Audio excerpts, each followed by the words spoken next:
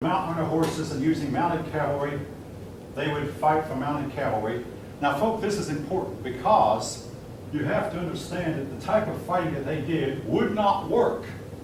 For instance, in Vietnam, Islam never made any headway in Vietnam because Vietnam is jungle. You can't fight with mounted cavalry. And the Mongolians, when they conquered China, they had the same problem in Vietnam. They were used to fighting from horseback and fighting with their swords and spears. You can't do that in Vietnam. The jungle is too thick. And so this explains why the Islam took over a lot of the world that has very few trees and vertical vegetation. This area here, when they got to areas that had bushes and trees and brush, they were stopped a lot by the bushes and trees and brush as much as by the enemy army, but something else has stopped them. When they ran into the French knights would line up shoulder to shoulder with shields. They didn't use like the hoplites to protect their body, but they line up shoulder to shoulder with shields and spears. And the Arabs just simply could not figure out how do we break this shield wall. They couldn't. They were used to fighting, swooping down on a helpless individual and cutting him to pieces, and then moving on to find someone else who was helpless. But when they ran into some trained infantrymen, knights in armor, they could not quite handle that either. Anyway, now, in the city of Mecca, there was a shrine called the Kaaba. The Kaaba had 360 statues around it, one for each day of the year. And I know you're going to say, but aren't there 365 days? Yes, there are, but some of your less advanced people had not figured that out yet. But there were 360 statues, and in the middle of the Kaaba was a black stone that's probably a meteorite. Actually, the black stone was called the Kaaba. The black stone was called the Kaaba. But Muhammad destroyed the 360 idols, but he left the Kaaba there, and to this day, Arabs go once in their lifetime, if they're at all able, to visit this shrine at Mecca and see this stone that fell down from heaven. Black stone fell from heaven, probably a meteorite. Now, after conquering all of Arabia, Muhammad himself died.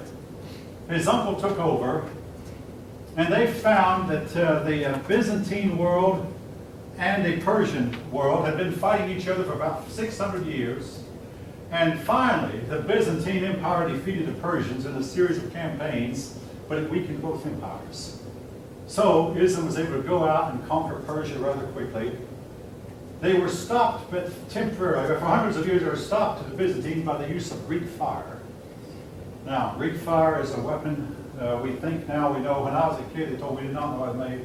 We now think we do know, but supposedly Greek fire would continue burning. I mean, once a ship got set on with Greek fire, it was going under.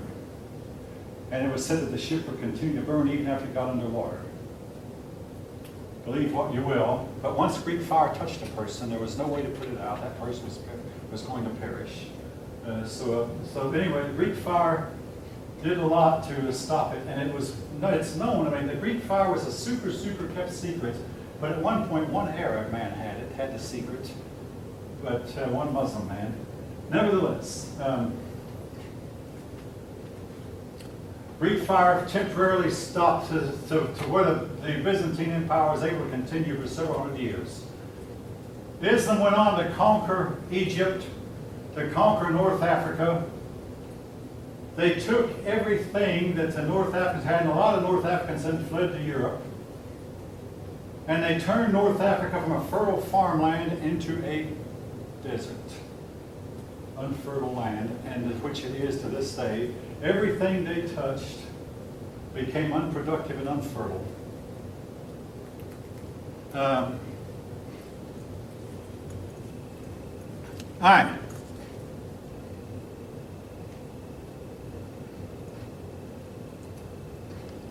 Now, H-I-J.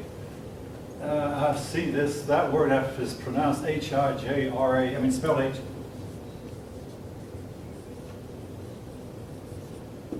I've seen H-I-J-R-A-H is the way I've got it spelled here in my notes. Anyway, now, eventually, Muhammad's sayings were written down. Now, Muhammad's sayings, Muhammad himself could neither read nor write. So he did not write anything. But he talked to a lot of persons while he was alive and told this person, here's what Gabriel told me. And he told them, here's what Gabriel told me. Well, a battle occurred in which a lot of persons who had been associated with Muhammad were killed. And Abu Bakr, I'm not going to write that name down, but anyway, Muhammad's uncle, who took over after Muhammad died, became really, really concerned.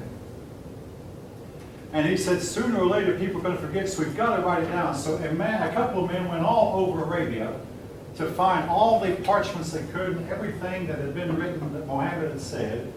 And they put it together into a book called the Quran. And now in the old books, you'll see that word spelled K-O-R-A-N. Today, we spell it Q-U-R-A-N. But you already say, now there is a problem. Now, of course, any Islamic person will tell you, oh no, the Quran has remained unchanged since it was first set up around the late 600s. And we know what was in it, but there have been persons who say, no, a lot of what was in there was not true sayings of Muhammad, and a lot of what was true sayings of Muhammad was not put in there. And in other words, we don't know for sure what Muhammad actually said. Now again, if you're an Islamic person, you're convinced, oh yeah, what he said is in the Quran, and the Quran is... but anyway, the persons from outside who have studied it are saying we don't exactly know what was in there.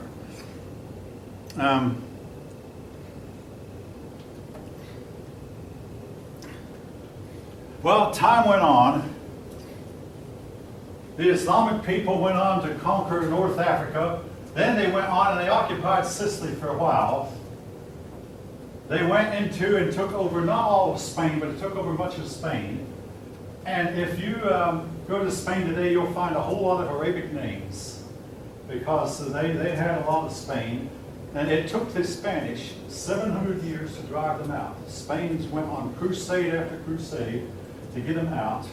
And eventually, now to this day, the Arabs, the Muslims, have a grudge against Spain because they say that any land that we ever had is always ours. And they have the same thing against Israel, of course. It's always ours, and we're going to get it back. So, but anyway, make a long story short, the king and queen who finally drove them out was Ferdinand and Isabella, the same king and queen who financed Columbus's voyage. Ferdinand was not interested, but Queen Isabella financed Christopher Columbus. All right, keep in mind, Ferdinand and Isabella were independent monarchs. Isabella had inherited the kingdom of Castile, and Ferdinand inherited Aragon. And her kingdom was bigger than his, but nevertheless they married. And they said, when we die, the last one of the two of us dies, our son will get the united Spain.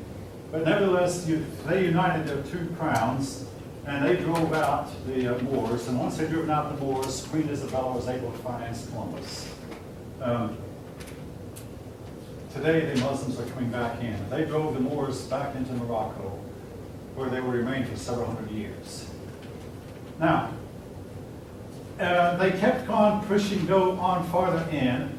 Now, to make a long story short, eventually, they were able to finally defeat the Byzantine Empire.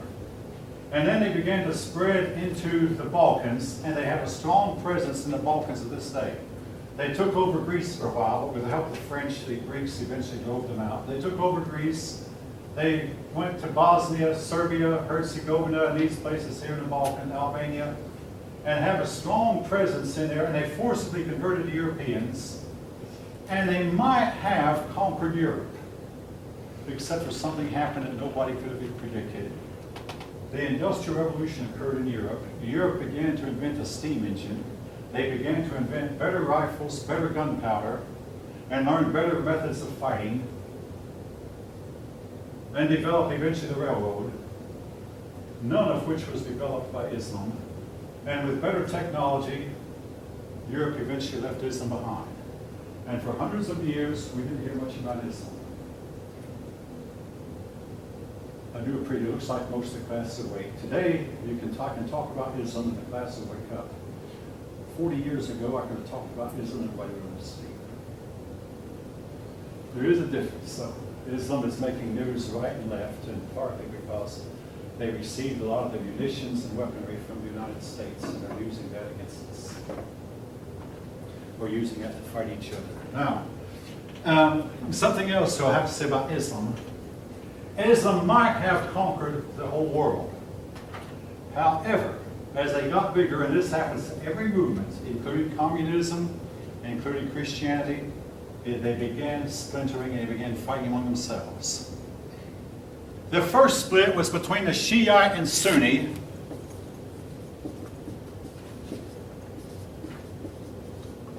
This split was over who should take over once the leader died. Particularly, the issue was, should we use a descendant of Muhammad to be our leader, or should the most capable man among us become our leader? And this fight has been going on for hundreds of years with no end in sight. And you might ask, well, which one is which? Quite frankly, I get them mixed up. I'd better not say, but I know that the issue is who should be our leader, either a descendant of Muhammad or not. All right, so they fought over that issue, but then there came another wave of Mongolians. Well, actually two waves. First, Genghis Khan came. Genghis Khan came in the 1100s, and he just slaughtered them mercilessly. But then came the Turks after Genghis Khan, another wave of Mongolians, and they done like Genghis Khan's men who went back to Mongolia. The Turks came to stay. The Turks took over, and they temporarily stopped the fighting between the Sunni and Shiite, but they did something else. They set up a rigid system that was so extremely, extremely rigid that it meant that no further progress of any kind could be made, scientific or otherwise. Now, I'll be talking more about their science in a little bit. Anyway, the Turks would have wiped out Islam and stopped Islam, except that the Turks converted to Islam themselves. The land of Turkey today is named after the Turks. But the Turks found Islam to be to their liking, and they converted and kept Islam alive. Otherwise, Islam might have died with the invasion of the Turks from Mongolia. All right.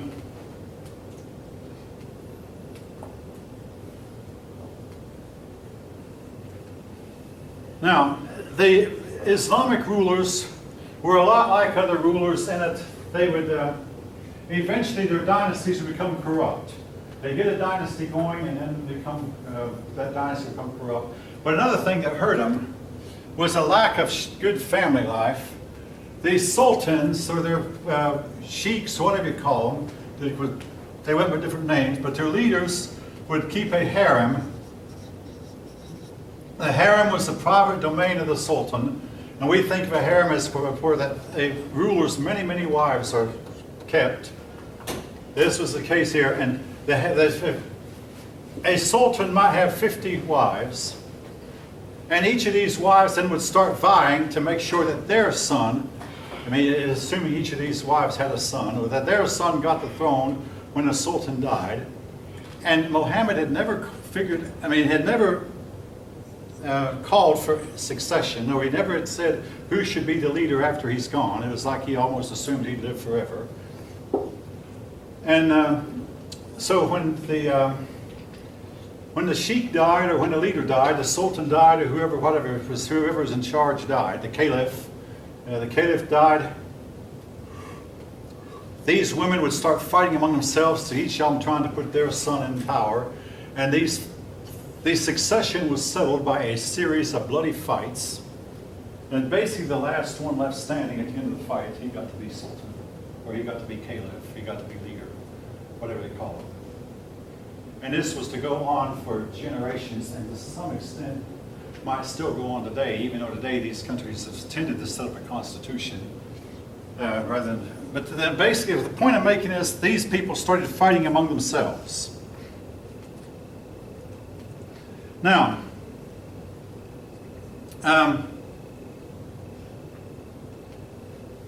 in addition, and I'm going to be mentioning these people later, but I'm going to introduce you to them now. Europe sent a group of people over. These were the Crusades.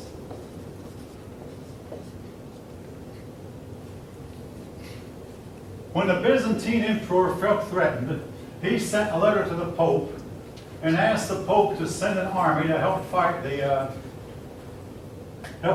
Muslims. Europe responded by sending, all told, about 200 different crusading movements. Now, the Crusades lasted approximately 200 years, from 1095 to 1290. That's 195 years. From 1095, when the first one started, to 1290, when the last one ended. And you might ask, well, why did the Crusades end? Well, the Black Death struck Europe, and that somewhat stopped the crusading spirit. But the Crusades moved in, and the only crusade that was a military success was the First Crusade, and they caught the Muslim world off guard. But then after that, the Muslim world got itself ready, and the Europeans were never able to permanently to stop Islam. And to this day, Islam holds a grudge against Europe for starting the Crusades. Now, I took 2 courses on the Crusades when I was in graduate school. And I will say this, my professor there, Dr. Harold Fink by name, he had actually written a couple of articles in the Encyclopedia Britannica on the Crusades. I mean, he was that good. But he was hard against them. He said the Crusades never did anybody any good, that they were harmful to Europe, and all they did was promote turmoil. To me, there hardly ever was a more justifiable set of wars in all of history. What were Europeans doing? They were simply taking the people who had vowed to conquer and destroy them. They were taking up the fight and taking the fight to their territory. Also, the Crusades meant that Europeans stopped fighting among themselves and started fighting the enemy abroad. Now, here's something I want to say, folks. Religion played a major role. The people here were Christian. The people living in North Africa, but they took Jesus' teachings literally, that if a man smites you on one cheek, turn the other cheek. Now, I don't believe this applies to government. But Europeans, on the other hand, were more fighters. These people became pacifists. Let's not fight, and the result was they were run over by the Muslims. These people, we're going to stand wall to wall, and we're going to defend ourselves. We're not going to let them conquer us. They stopped the advance of Islam. Now, I read a book one time, some 40 years when I was in graduate school, it said, what if Islam had conquered the whole world? Would it have been so bad? I'm about to answer that. I'll tell you now, if Islam had conquered the whole world, I don't believe we'd have light bulbs, airplanes, automobiles. We'd have come to college on horseback. And our horses would be grazing out in the pasture right now and delivering 45 pounds of manure a day, which would attract all kinds of bugs and mosquitoes. You might say, no, it isn't. Scientific progress natural? No, it isn't. The natural order of things is to lose your science and go downhill. That's natural. The natural order of things is for you to lose your civilization and become uncivilized, which is what I believe happened to the American Indians. And and in Africa too. Both groups were descended from more advanced peoples, so as time went on, they declined. Same thing happened in Egypt.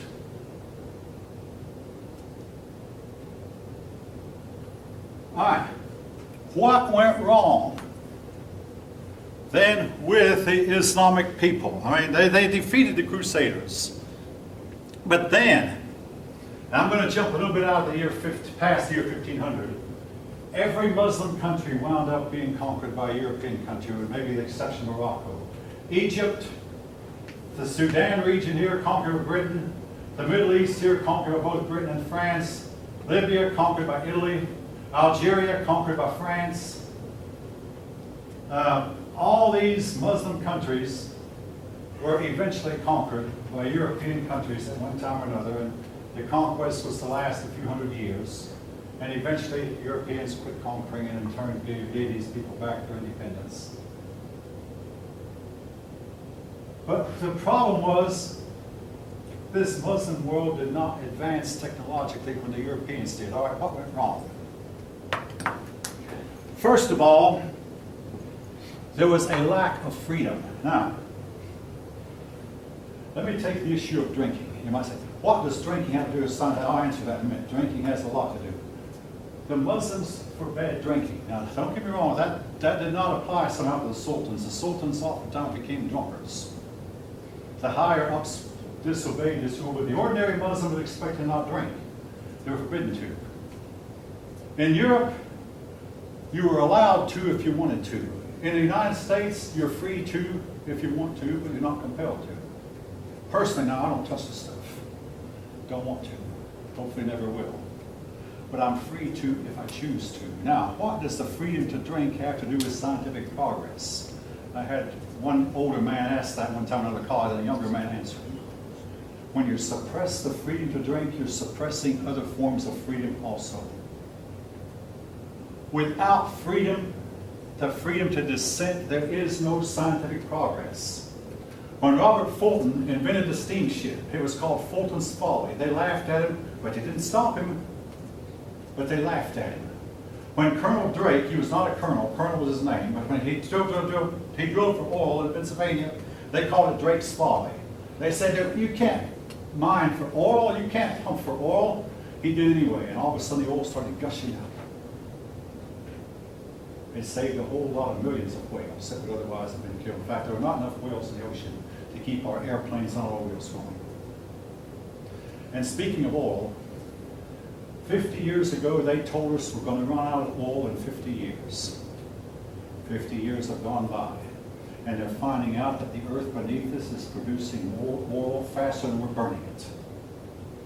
We're not about to run out. Anyway, that's not much off the subject either. But the point I'm making is you have to allow the freedom to dissent in order to have scientific progress. Most of the Wright brothers, as they were inventing the airplane, a college professor of all people wrote an article saying it can't be done. They did it anyway. If the Wright brothers had lived in a Muslim country, they would have invented nothing. If Thomas Edison had lived in a Muslim country, he would have invented nothing. They haven't invented anything in 1,000 years. Now, what did they invent? There are three things that they want. I mean, they once were ahead of Europeans. They were ahead of Europeans in medicine, and if you look at the stars, well, you have to look at the stars' names. A lot of your stars have Arabic names. The Arabs were the best astronomers of their day. But they invented three things. They invented Arabic numerals.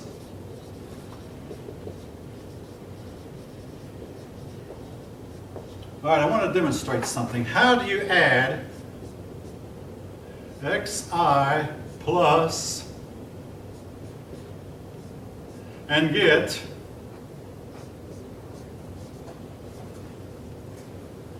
anybody know what I just did?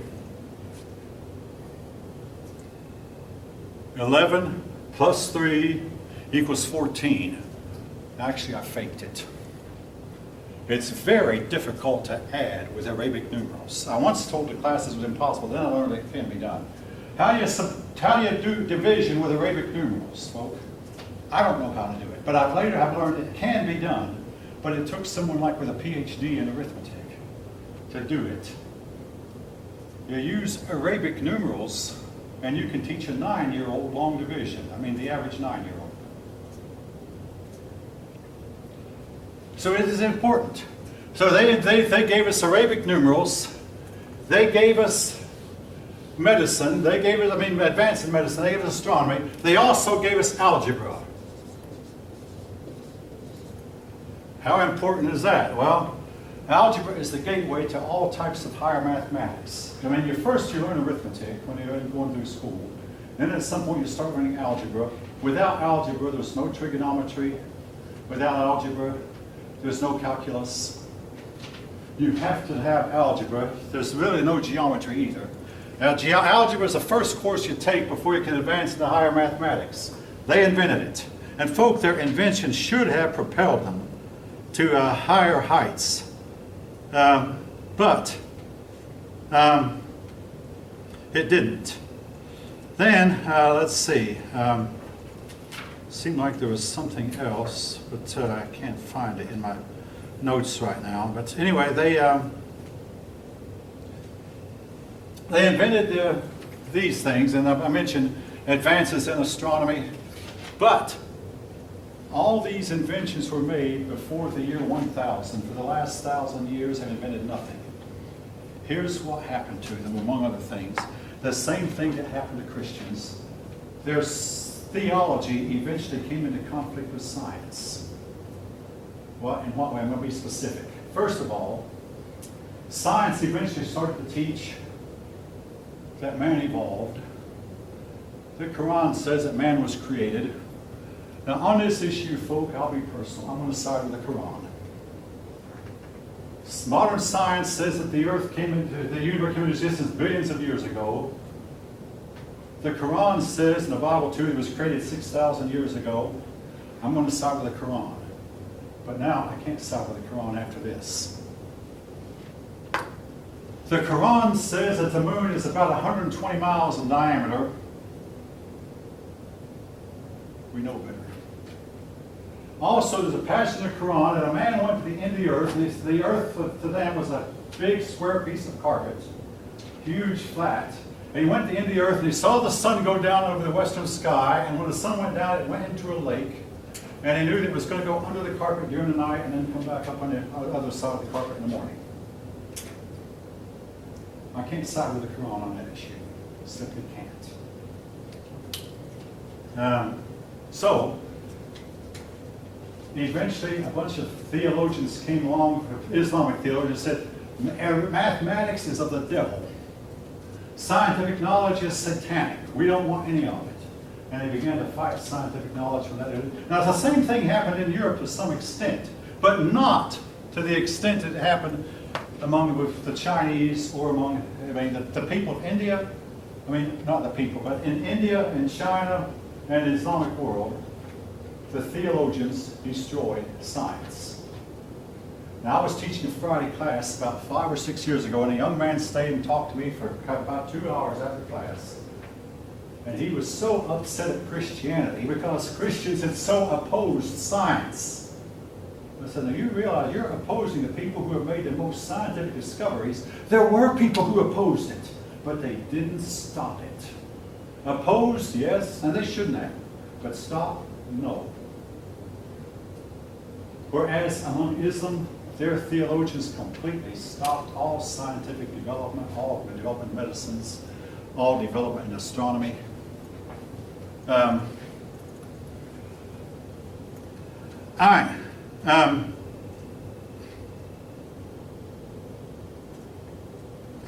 Okay, moving on, and we'll begin now. When we come to Europe in chapters 12 and 13, we'll come back to the Crusades, and I'll go through them in more detail. But just suffice to say that they lasted 200 years and were a military victory for Islam. But then Islam fell behind owing to problems within, and they did not invent anything that I know of for hundreds of years. All right, what do Muslims believe? Okay, they believe there's only one God. They call him Allah. They believe that Muhammad is his prophet. Allah is God, Muhammad is prophet. So that belief is monotheism. Now, among other things they believe, they do not believe it's right to play in games of chance. Now, they will engage in sports. They do foot races, they do soccer matches, things like that. Even though if you have to use baseball, it's a lot of game of chance, even though it's not considered so. But they will not roll dice. They will not play cards, because those are games of chance. And I want to say this in their favor. Card playing can become highly addictive. And you can take that for whatever you want to make of it.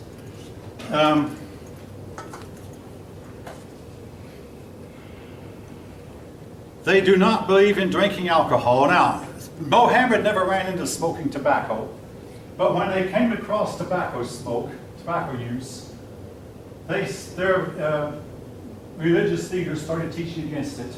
But I will say this, I had a student ask me, does that mean that no Muslim smokes tobacco? And I said, no. there's no religious group that can say that every one of our members obey all of our rules. They do smoke tobacco sometimes and become just as addicted to it as the rest of us if we smoke. And just like some of them, the alcohol, some of them drink it and some will become just as addicted to it, become alcoholics just like the rest of us if we drink. Now again, they don't all become alcoholic.